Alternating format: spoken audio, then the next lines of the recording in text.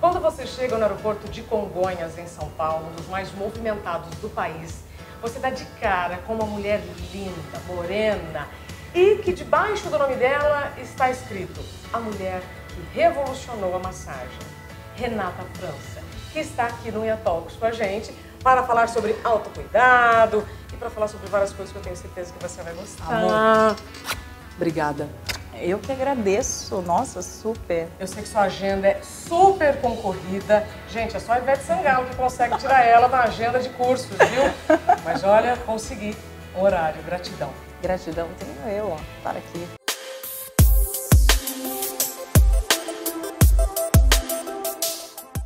Antes da gente começar a falar sobre sua história, que eu sei que vai inspirar muita gente, vamos falar de esmalte, né? Sim. Vai tirar o preto e vai colocar qual? Preto de novo, gente, porque eu gosto de preto. É mesmo?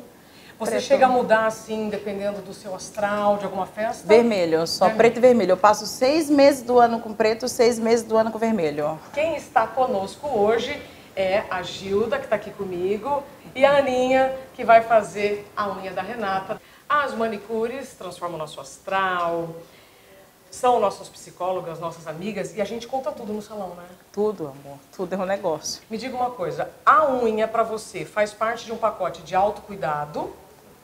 Total.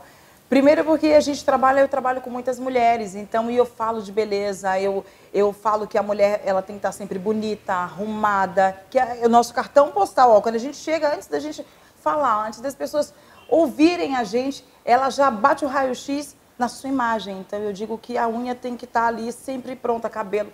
É uma exigência total que a gente tem que fazer e não adianta. Agora, olha, além da unha, por exemplo, para mim, eu faço massagem desde os 14 anos. Sério? É, eu tenho 38 agora, então você faz as contas aí, né? 38, eu também 38. Arrasou! Ó, as 3.8, né? As 3.8. Inspirando. Rê, e aí eu comecei a fazer massagem com 14 anos, por recomendação da minha mãe. Sim. Tá?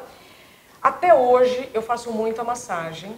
Até que um dia uma massagista falou assim pra mim: Isabela, semana que vem eu vou fazer um curso com a Renata França, você vai ver como é que eu vou transformar a sua massagem. Eu falei: oi? Quem é a Renata França? E aí ela começou a me falar sobre uma massagista que tinha transformado a massagem, né, como está lá escrito no aeroporto de Congonhas. E aí eu comecei a pesquisar mais sobre você, pude fazer uma massagem... Tem quanto tempo isso? Ah, deve ter uns 4 meses. Ok. Aí eu fui até o seu spa, que Sim. fica aqui na zona sul de São Paulo, perto da Faria Lima, perto do salão, inclusive, que nós estamos, e fiquei encantada pela sua história. Sei que você está deixando um legado maravilhoso por todo o país. E queria que você, então, começasse nos contando como a Renata, que queria ser apresentadora do Fantástico... Ah, você já está sabendo? Se tornou a mulher mais respeitada e admirada, não só no setor de massagem, mas que empodera milhares de mulheres. Bom, é uma história grande, que é essa que eu conto dos meus cursos, mas eu vou resumir. Quando nós éramos pequenos, eu e os meus irmãos, meu pai, ele falava assim: fica quieta, meninos, cala a boca que eu quero ouvir o jornal. E aí, de repente, eu vi uma mulher magra, saindo de dentro da água, toda bonita, maravilhosa, já com um batonzão vermelho. Aquilo eu ficava vidrada na tela da TV. E aí, criança, à medida que foi passando o tempo, a criança não presta só atenção na vinheta. Então eu já estava crescendo, eu fui entendendo que ela era um telejornal, era um dos telejornais mais incríveis do país. E aí eu fui prestando atenção no que vinha depois da vinheta. E aí eu percebi que eram jornalistas e pessoas que estavam contando o que acontecia ao redor do Brasil e do mundo. E aí eu comecei a admirar. Eu achei lindo, então eu cresci com essa ideia de ser jornalista. E aí eu costumo dizer que se não fosse algo divino, né, que me tirasse do caminho, eu ia apresentar o Fantástico, porque essa era a minha meta. Eu sempre fui uma menina muito determinada, desde criança. Eu colocava na cabeça, eu ia e fazia, acontecia. Pronto. Mas aí teve uma intervenção divina, e aí eu parei na massagem. Como é que era a sua realidade lá em Ilhéus e como é que tudo aconteceu? Isabela, eu venho de um lar muito simples, muito humilde. Pobre mesmo, é aquilo que eu digo nos meus cursos. E aí, nessa época, o Brasil estava passando por uma crise, mais uma crise econômica. E aí, eu comecei a ver a minha mãe brigar com o meu pai, dizendo que só o dinheiro dele não estava dando para poder sustentar a gente. A minha avó, na tentativa de ajudar a minha mãe, falou assim: vem para Belo Horizonte, que a minha família França é baiana, mas é radicada em BH há muitos anos. Faz um curso de cabeleireira, você volta para Ilhéus e monta um salão e faz o cabelo das vizinhas, e aí o dinheiro que entra você compra comida para cuidar dos seus filhos, enquanto o meu pai, né, trabalhava para pagar as contas. Então minha mãe foi para Belo Horizonte, fez o curso, voltou para Ilhéus. O que ela fazia? Para treinar, né, nas pessoas para poder fazer o cabelo, ela pegou eu e as minhas irmãs, né, que a gente tinha o cabelo tudo cacheado, e começou a fazer o treinamento. Então ela fazia as escovas na gente, e aí fazia as escovas com a prancha e mandava, e a gente ia brincar depois. Só que eu tava com o cabelo todo escovado de prancha brilhante das hidratações da minha mãe. As vizinhas passavam e falavam assim: quem é que fez seu cabelo, menina? Falava: foi mãe ali, ó. Um belo dia, tinha uma cliente da minha mãe, já era uma cliente da minha mãe, eu não sabia o que ela fazia, a Marisa, que eu sempre conto nos meus cursos. Ela era coordenadora técnica de um renomado spa francês, que tinha dentro do Hotel Transamérica da Ilha de Comandatuba, que é próximo a Ilhéus, que é 80 quilômetros apenas. Ela frequentava o salão da minha mãe, mas eu não sabia o que ela fazia. Ela chegou lá, minha mãe falou assim: Renata, lava o cabelo da Marisa, que eu vou escovar e fazer as coisas. Eu fui lavar o cabelo da Marisa. O que eu tô lavando no lavatório, passando shampoo, condicionador, aquelas coisas todas? A Marisa vira para mim e falou assim: Rê, sua mão é tão boa para ficar só fazendo o cabelo, você não gostaria de trabalhar fazendo massagem lá no hotel? Quando a Marisa falou aquilo, Isabela, eu jamais imaginei que ela ia me fazer aquela pergunta se eu queria trabalhar fazendo massagem. Eu parei rapidamente e eu lembrei que eu odiava massagem. Odiava massagem? Isabela, eu odiava massagem, vou dizer por quê. Eu tenho uma tia que ela é enfermeira, irmã da minha mãe, e ela fez enfermagem, veio para São Paulo, estudar em Campinas. Virou a tia rica da família, comprou um Corsa vermelho, voltava para Ilhéus todas as férias, chegava lá e eu era criança, eu e os meus irmãos. Ela chegava, dirigia Campinas e Ilhéus, são 2.000 quilômetros. Ela chegava, quando chegava lá em casa, sentava numa poltrona, me chamava, mandava eu fazer massagem numa mão, a minha irmã na outra mão, a minha outra irmã no pé, meu irmão no outro pé. Criança, amor, não quer ficar fazendo massagem. Eu queria correr, queria subir em árvore, eu queria brincar de elástico, eu queria fazer tudo, menos massagem. Então, quando essa menina me fez essa pergunta no lavatório, eu lembrei de tudo isso, da minha infância, que eu não queria ficar fazendo massagem e era ruim. Mas eu também lembrei que o Hotel Transamérica da Ilha de Comandatuba, como morava lá em Ilhéus, era um lugar onde iam muitas celebridades, pessoas muito ricas, formadores de opinião.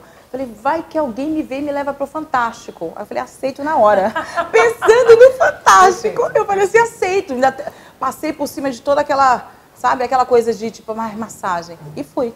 E com o passar do tempo eu fui entendendo que a massagem era algo muito pejorativo e que as pessoas tinham vergonha de dizer que faziam massagem e isso era algo muito ruim. Principalmente ainda no Nordeste, ainda isso é muito forte, é muito pejorativo essa coisa da massagem com sexo, o final feliz. Ah, happy end, final feliz. Que horror!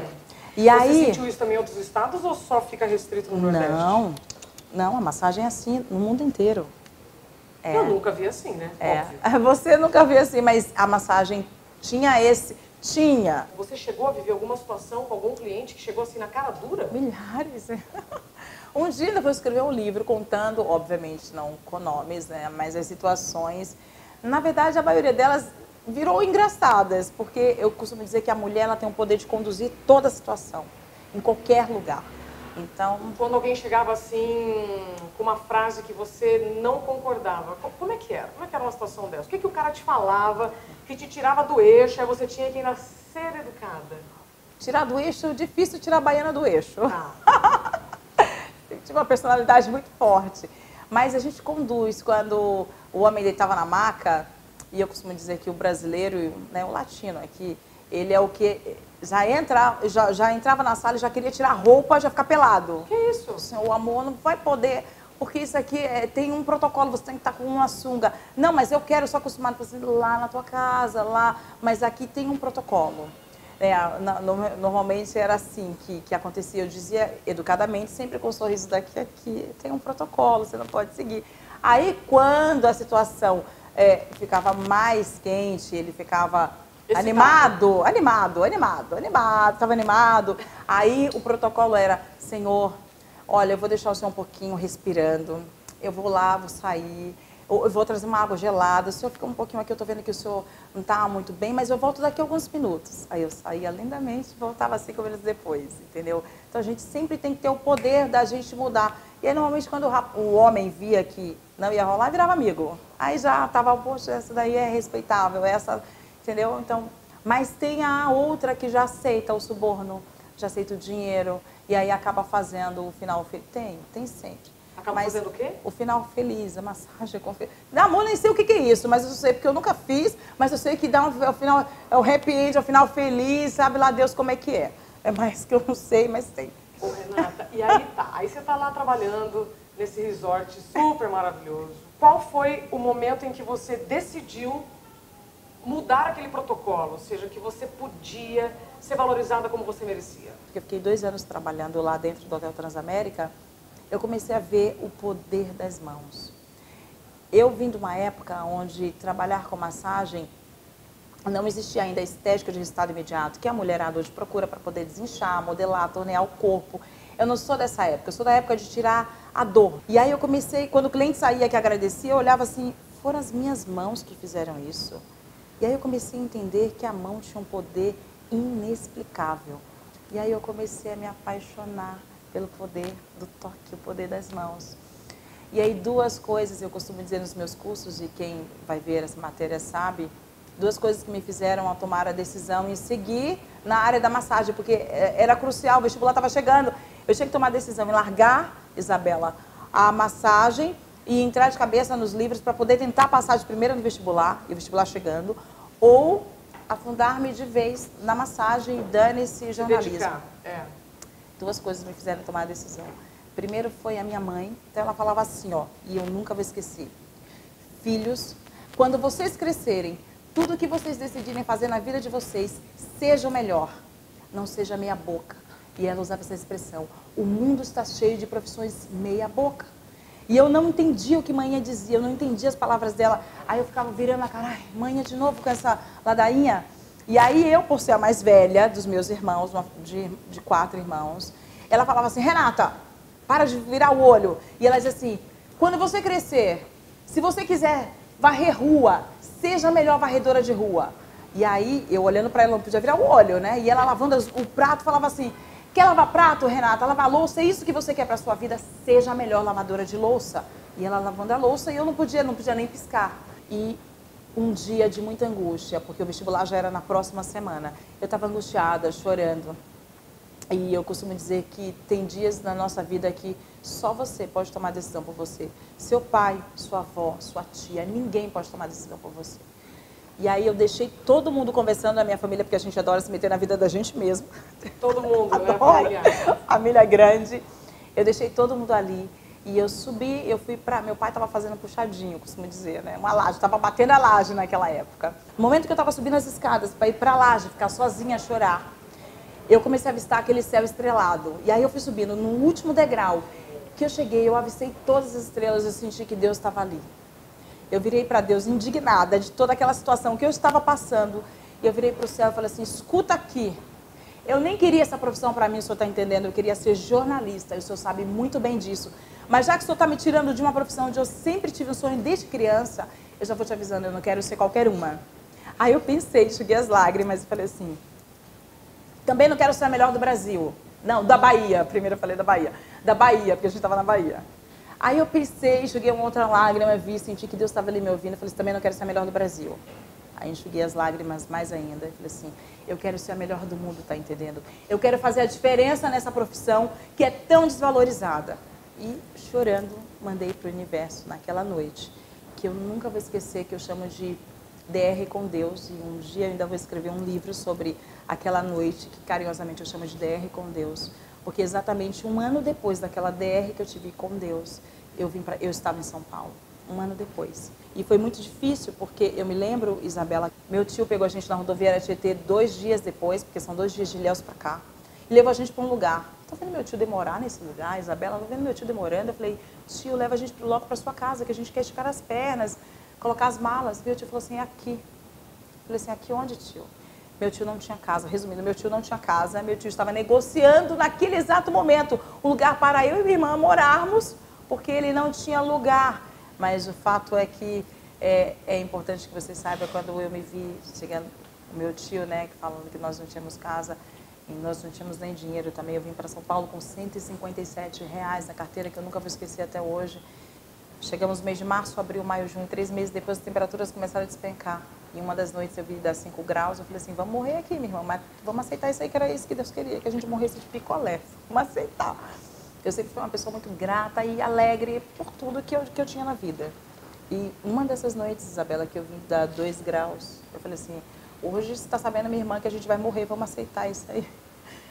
Feliz da vida, mas na verdade a gente estava triste porque a gente não podia ligar para minha mãe e despedir dela, porque 2 graus você não tem... Eu não tinha blusa de frio, não tinha sapato, não tinha meia, não tinha nada. E aí eu lembrei que a minha mãe, há 3 meses atrás, fazendo a minha mala, ela colocou um secador de cabelo. Ela falou, filhas, eu vou colocar um secador de cabelo porque lá em São Paulo vocês não vão ter dinheiro para ir para salão. Então, uma escova o cabelo da outra. Mãe é mãe, né? E aí quando eu vi dar 2 graus, que a gente realmente, nós íamos perecer ali naquele dia, eu lembrei do secador, me deu um start, levantei do chão, peguei o secador, falei, Camila, meia hora você fica deitada e eu fico passando o secador no meu corpo e no seu corpo, embaixo do lençol para manter a temperatura, na outra meia hora você faz isso. Foi assim, Isabela, durante muitas noites. Um secador de cabelo que aplacava o meu frio e da minha irmã Temila, para que a gente não morresse de frio. Então, quando as pessoas falam assim, eu não posso, eu não consigo, eu não vou, eu falo assim, levanta que você consegue, você pode, todo mundo pode mudar o rumo da história das nossas vidas a hora que você quiser. Porque eu não tinha nada, nada, absolutamente nada. E como você mudou esse rumo? Depois de chegar aqui em São Paulo e passar por todo esse perrengue? Quando eu me estabilizei, eu fui estudar, fiz estética no Senac. Depois que eu fiz estética no Senac, eu virei coordenadora técnica do Spa L'Occitane, que era desse renomado spa francês. E aí, num dia me deu um insight, porque chegou uma mulher loira, magra, biotipo magro. Chegou lá no spa e ela falou assim que ela queria fazer uma massagem porque estava começando a se introduzir no Brasil a estética de resultado imediato, a drenagem linfática e a modeladora redutora tradicional. E eu não acreditava nessas massagens, que para mim era encheção de linguiça, era passação de creme. Carinho. Carinho. Eu vim da massagem firme para tirar dor na musculatura, eu sou desse tempo aí. Quando eu vi essas massagens chegando para o Brasil, eu falei assim, mentira, para enrolar, né? Injeção de linguiça. E aí foi quando Isabela entrou, essa mulher loira, no spa e falou assim, eu quero fazer a modeladora redutora, porque você está vendo que eu sou magra, só quero tirar uma gordurinha localizada. Aí eu ensinei os procedimentos, quando chegou na sala, a mulher começou a reclamar de dor. E aí, eu vendo, fazendo a modeladora, que a modeladora é a massagem mais forte, você sabe, sim, né? E ela reclamando de dor, a única coisa que eu podia fazer era diminuir a pressão dessa mulher. Quando eu vi, eu estava fazendo a modeladora com a pressão da drenagem linfática. Eu pensei, essa merda não vai funcionar, mas essa mulher quer, vou fazer isso aí. Fiz. 2 dias depois entrou uma outra mulher com o mesmo biotipo corporal, magro, seco, esquálida. Só que essa disse que ela estava inchada, que ela estava se sentindo inchada. Aí ela falou que ela queria fazer drenagem. Chegando na sala, quando eu vi essa mulher, antes da mulher dormir, né, porque a drenagem era carinho e a pessoa dormia, eu perguntei, me escuta, me fala o que você come, né, porque a mulher já tinha um corpo bonito realmente. E ela foi dizendo, menina, eu como arroz integral, verduras, legumes grelhados, saladas, todos. Ou seja, foi falando, a mulher era perfeita. Comecei a fazer drenagem e não vi diferença, porque a mulher tinha um corpo perfeito e não tinha nada o que drenar. Quando essa segunda mulher saiu, eu fiz a conexão. Falei assim, aquela primeira mulher que estava reclamando de dor, ela deveria ter feito a drenagem para desintoxicar de tudo que ela põe para dentro. Porque eu fui perguntar no meio da massagem, como é que ela, o estilo de vida dela, a alimentação. Ela me revelou que ela comia tudo errado, que ela bebia, que ela fumava, que ela usava drogas, que ela ia para balada, vida louca em São Paulo, todas as noites. Ela tinha vida louca. E aí eu pensei, aquela primeira mulher deveria ter feito a drenagem para desintoxicar de tudo que ela põe para dentro. E a segunda deveria ter feito a modeladora só para modelar aquele corpo que já estava incrível, porque ela se alimentava bem, fazia tudo bem. Aí a minha mente de aquariana falou assim, fiz aquela conexão, eu falei assim, um dia eu vou sair daqui e eu vou desenvolver uma massagem, que eu vou juntar essas 2 técnicas que eu acho sensacionais no papel, elas não funcionam. E eu vou montar o meu próprio protocolo. Só que quando eu pensei isso, era uma época que as faculdades e cursos diziam que nunca, jamais, você podia anexar essas 2 técnicas, que elas são muito antagônicas, que uma anula o efeito da outra. Só que a amor já vinha na massagem há muitos anos, eu sabia que funcionava, que não funcionava. Montei esse protocolo e falei, vou começar a fazer fora daqui, porque se eu fizer aqui, a L'Occitane vai patentear igual patenteou todas que eu desenvolvi, que virou sucesso. E aí a primeira cliente de mídia que eu comecei a atender foi a modelo Cássia Ávila. A Cássia me indicou a Manu Carvalho, que é o stylist que veste a maioria das celebridades. A Manu estava vestindo a Thaís Araújo, porque a Thaís Araújo ia ser capa de uma super revista. E aí a Thaís Araújo me ligou, e aí eu fiz nela às 5 horas da manhã, porque a Thaís também não tinha tempo, eu também não tinha tempo na minha agenda já naquela época. E aí de lá pra cá viramos super amigas, a Thaís me indicou o empresário dela, que me indicou a Marida Moreno, Marcelo Seba. E aí Preta Gil, Sabrina Sato foi por meio. todo mundo, a Anitta, foi para mim, foi para todo mundo. Bom, de quanto para quanto passou a sua massagem? Olha, eu ganhava R$2 por hora. Ah, não. Durante muitos anos. Para. Era. Breaking news. R$2 uma hora? Era. Eu fazia 10, 12 massagens por dia. Eu ganhava R$26 o dia. Mas essas massagens nesses lugares custam muito caro. Sim. Eu ganhava muito mais, para você ver a desvalorização da profissão. Eu ganhava muito mais com caixinhas e gorjetas, porque quem trabalha em ramo de hotelaria ganha isso, do que com a própria massagem em si. Para você ver a desvalorização. Então, você saiu de uma massagem de R$2 e eu hoje, ganhava. quando você atende uma Ivete Sangalo, porque a agenda da Renata, já vamos explicar porque é muito concorrida, Sim. custaria assim a partir de quanto? Hoje, a minha hora custa R$3.500, corporal, e o facial R$1.700, alguma coisa, mas normalmente eu sempre faço corporal facial das R$5.200, R$5.400. Quero que eu preciso levantar aqui meu queixo.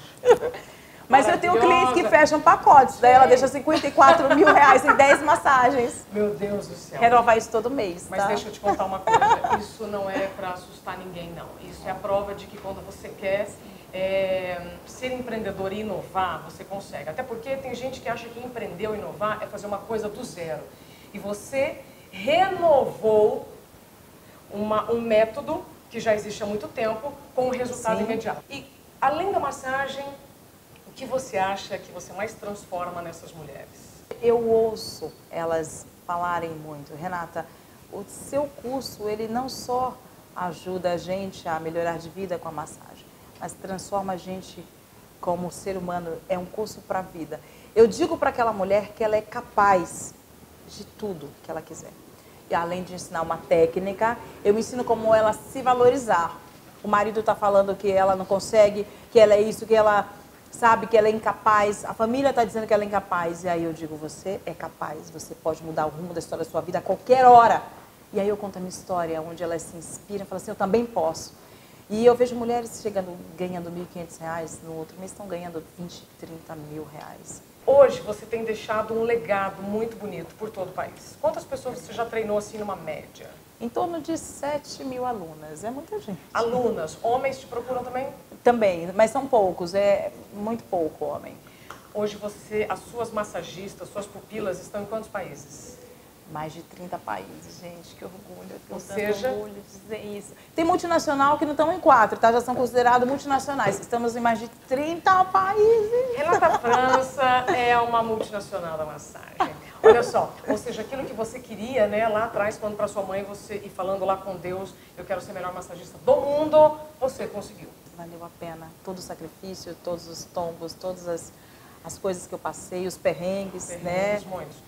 Então, minha flor, para a gente encerrar esse nosso papo, que podia ainda durar mais umas 2 horas, se você tivesse um megafone, o que você diria para meninos e meninas que querem dar um rumo novo?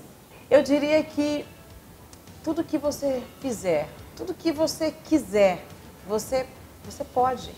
Você pode mudar o rumo da história da sua vida a qualquer momento, em qualquer lugar, nesse exato momento. Agora, me vendo, você está desmotivado com o que você está fazendo, não está gostando, está infeliz. Simplesmente você pode parar, pensar. E eu digo sempre nos meus cursos que tudo que você pensar, sonhar, você pode realizar. E para isso você tem que dar cor, sabor.